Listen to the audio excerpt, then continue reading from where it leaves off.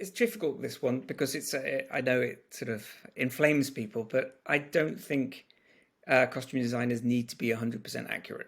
I think a lot of people get very irritated by periods not being exactly 100% true to form, but I don't actually think that's the job of a costume designer. I think, we're not there to do reenactments of periods.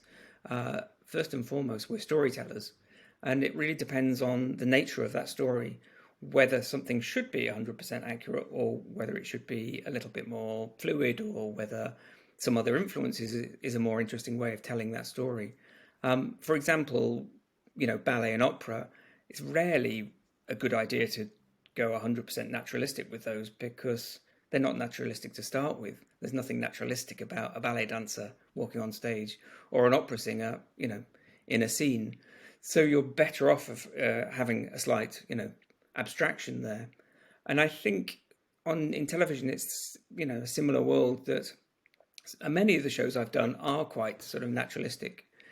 Things like Talk Invisible about the Bronte sisters, we did want to be as accurate as possible. And Gentleman Jack was sort of naturalistic light, it was a little bit more theatrical because of the nature of the writing.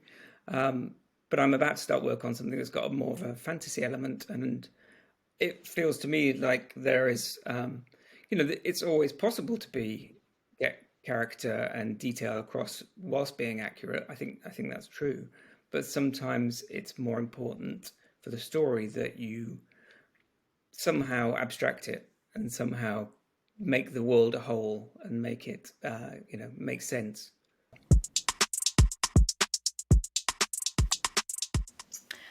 I would say the most misunderstood part of what a costume designer does is that they just shop for fun all day long, and it's really easy and breezy. Being a costume designer, there are a lot more logistics and table work than one might imagine there being. It's not very glamorous, but all of the paperwork, making sure all your receipts line up, tracking, shipping, all that, it's really important in order to make sure that your vision comes to fruition. There is a lot of physical labor involved that many people don't think about when you are working within the costume department, because you're often schlepping around, like hundreds sometimes of pounds of clothing, of fabric, of, racks, just rolling things around on your feet all day. And that definitely takes a physical toll on you. So I think that, one of the parts that I try to bring into my process is, even though, like I said, it's not glamorous, I love having a little rolly cart around with me all the time, because the way to think about it is, if I am to have longevity in my career, making sure that my body doesn't break down from the constant physical stress of carrying really heavy garment bags on your back all day. So making sure, you figure out more ergonomic solutions to your work in order to prevent injury down the road.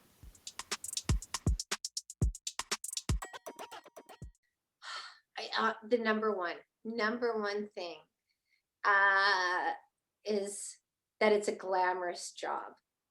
It is the most unglamorous job that you will ever do. It's not that type of job. It's not the type of job where you are coming in and there's this glorious like experience of sitting there and designing and meeting famous people and just living in the moment. It's not a red carpet moment. It's fast pace. It's getting in there. It's diving in and doing stuff. For example, Resident Alien, the pilot. I remember the night before going to camera, I was sewing with my head cutter. We were both putting fishing lines onto his hat. And I remember it's like almost midnight, and I'm stitching each of these fishing lines hooks onto his hat. And I thought, okay, and I'm going to sleep for about 4 hours, and I'm going to get up and I'm going to go to set and I'm going to work 15 hours, and I might dye some stuff. I might even get on a sewing machine because everybody else needs some extra time. Yeah, it's, I think people look at it as it's a beautiful, fun job. It's a fun job, but it's fast paced. It's a job that you get involved in every area, and it's it's a job that feels glorious at the end. It feels glorious the day that you get to watch it on the big screen. It's a glorious moment when you are on set and the showrunner or the producer or the director comes and puts their arm around you and says, "You've nailed it." That to me is the glorious moment. The working of the 12 to 15-hour days, 6 days a week, the grunt work, that's not glorious, but those moments are. So I think that's the, I think people look at costumes sometimes and say, oh, that's the pretty job, right? That's the pretty department, that's that, how hard can that job be? Oh yeah. I Mhm. think, the one thing that one person, very smart producer said to me, and a production designer said to me, Angelina, everyone has an opinion about costumes. Is because everyone puts one leg in and puts the other leg into their pant and dresses themselves. Not everybody can criticize or tell the lighting department, the camera department, construction department what to do, but people can tell hair and makeup and costumes, their feelings, or what's got to be changed, or how hard can this job be? You're just putting some clothes on to people. There's a lot to the job. And I think a lot of people don't have that understanding. And I think, I look at Game of Thrones. That's a perfect series to look at. And I commend the wardrobe department. I can't even imagine what they had to do. In that show, I think it was, if I'm correct, was it 10 episodes? Yes. I think it was. And they shot the 10 episode in blocks. So every city that they went to, either they had 2 units running, and I commend the AD department on however they did it. You shot 10 episodes at once in each of the locations.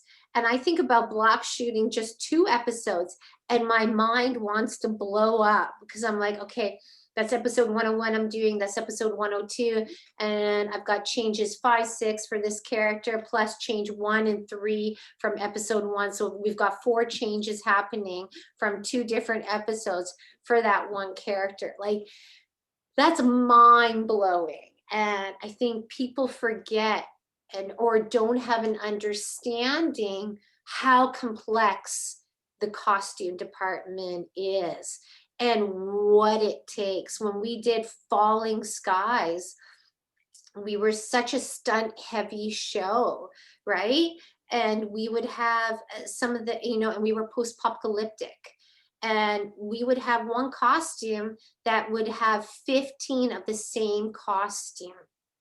15 of the same costume, because they would have the cast member might have 2 different stunt people, one that does horse work, other one that does all the wire work and the fighting scenes, and then it would have a photo double, and then that costume would have different stages of distress, right? Because maybe in this scene or this episode of a change it looked like this, but later in the episode, it had to look like this. Think about one costume times 15. And think about it, if that one costume, let's just say a number, $2,000, times it by 15, that one costume cost you $30,000. So it's just, it's things that none of us think about. and the complexity of how big the costume department is and what it takes to do the job.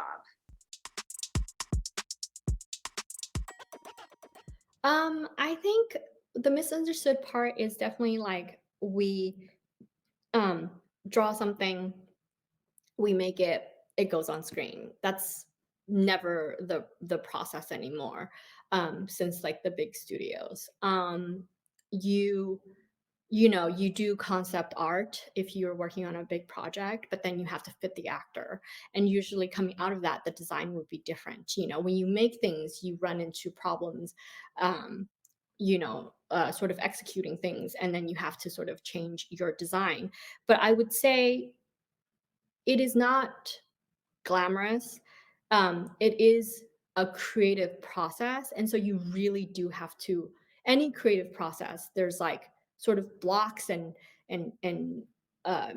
creative blocks and all, um, functional things that you have to consider, and you have to sort of move and push past that. And so I think a lot of people don't think of it as that. They think of it as just like, a straight line from here to here, when it's more like zigzagged and sometimes two steps back, one step forward, that type of thing. But to me, that's what makes it special, right? Because it's tremendously creative in one way, and then also the part that I really love is it has to meet all these practical elements to it. And so you're sort of functioning on different parts of your brain. And then you're producing this like very special, outcome. But it's also like, you know, um, you learn a lot from going through that process. On every project I learn a lot.